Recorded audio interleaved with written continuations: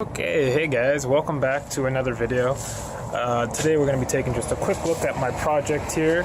I showed off in another video just a day or two back. But this is my project car. It's actually my very first AE86 I ever owned. I've owned this car for about 10 years.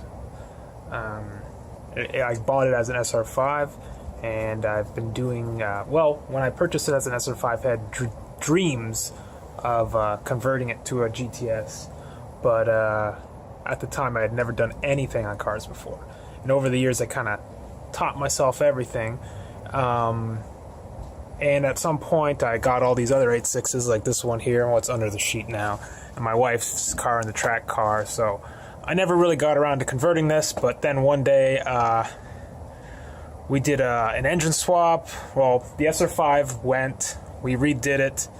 Then a bunch of fuel lines rusted out and some other stuff, and I was just like, that's it. I've had it with this 4AC motor, and we're going to do the 4AG swap, which we've got the 4AG there. You can see it.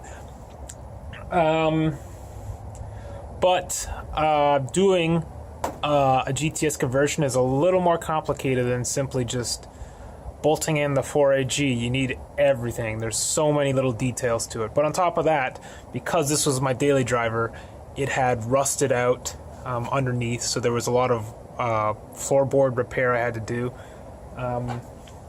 All the interior is reinstalled now, so I can't really show you the floorboard repairs, but I might have some photos I can include. But I'll give you a quick look at what's been done so far and maybe what's still to come. Okay, let me just flip the image around. Okay, so this is the 4AG that I've installed here. This is the engine bay. It was originally gray. Then, when I rebuilt the motor in 2014, I did the engine bay black. And then when I pulled that engine, because I just got fed up with everything, then I did the engine bay gray again. But then I wasn't happy with it, so then we went to flat white. And unfortunately, it's gotten really dirty over the years because I never finished the project. I got like halfway through it, and then we moved. Then I got ill, and that's part of what's holding up the project even still, is I'm still fairly ill. I'm not really able to do any heavy lifting for the time being, which is preventing me from really working on the car too much. Let's put that aside though. Let's just take a look at the car. So, like I said, this is the 16 valve 4AG. This engine has 160,000 clicks, kilometers that is, which is pretty low. Still has the SR5 interior, but everything has been converted to manual. The shifter's not there, but you can see the tranny. The tranny's there. The shifter is... Where are you, shifter? It is on the floor. I haven't reinstalled it yet. There it is right there. Can I turn the light? There we go. There's the shifter. Haven't put the steering wheel back in. Actually, I've got a steering wheel I brought back from Japan, which I'm gonna use. So, other stuff. Well, the drive line's all in, so the tranny's there, the engine's there. We've got a brand new... Well, not brand new, but we've got a CAS LSD installed. I just did all this. The new, the bushings. I cleaned up the, the 4 links. We've got the, there was some rot here, so I had to weld in some new plate metal here. Yeah, you can see it's like, that's just paint running down from when I sprayed it, the heck out of everything. And I cleaned up a lot of the rust, so it's still a little rusty, to be honest, but not terrible. Not terrible, all things considered. And that is a CAS 2-way limited slip diff. We've got some, what are those lines called? I forget now. Brand new gas tank. Brand new fuel pump. I chopped these guys off, these pockets, and just put some flat plate metal there because that was rotten. You can see there's still, like, see here, we still got to do a metal patch there. But we'll get to that on another episode. That's essentially it. I'll show you the stuff I've got back here. So, my airsoft rifle. JDM bumpers here. This one is the front kooky bumper, brand spanking new, still on the plastic. This is a rear JDM bumper from Japan. My friend brought it back when he was in Japan. We've got... Okay, so camera died there for a second. So to continue where I left off, we got some long champs that I brought back from our honeymoon in Japan. We've got our initial D poster, which is mandatory, basically.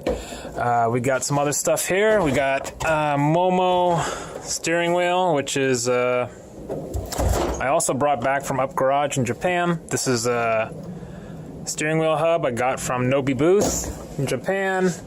We got some other little tidbits here, some strut bars and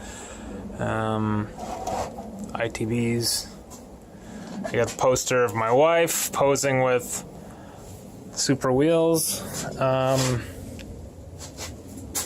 Yeah, I don't really know if there's much else to say. I did do all the seals on the motor.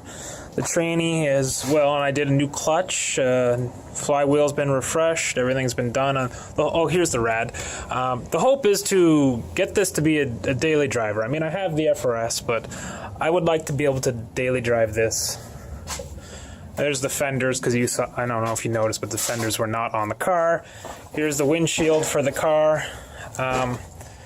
You know what? I can't really get a good look at the checklist from here. Let's come around this way. I have a checklist of what's remaining.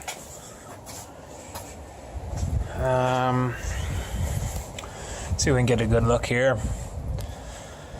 So you can see there's quite a bit of stuff still to do. We have one frame rail patch we got to do. I got a Greddy oil cooler, but I got to hook it all up. Brake lines, battery location. I've got all the wiring, but it's not installed. Radiator hoses, T50 shifter we still got to put in. The starter's in now. Forgot to check that off. The alternator we have, but we're missing one of the brackets. And then you can see the parts. I mean, there's no point me reading through every single thing here, but suffice to say, we've done a lot of work to get her back up to a drivable, enjoyable state. Let me come around here one more time. So yeah, hopefully, like I said in the previous video, it's 2018.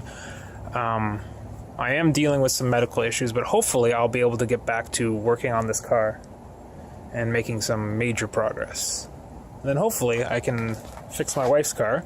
There's no major issues, but she's just got you can see the front fender there needs a respray. And then hopefully I can get the coupe out to the track. Fingers crossed. Fingers crossed. Anyways, that's all for the SR5 project update. Hopefully I'll be checking in sooner rather than later. Cheers.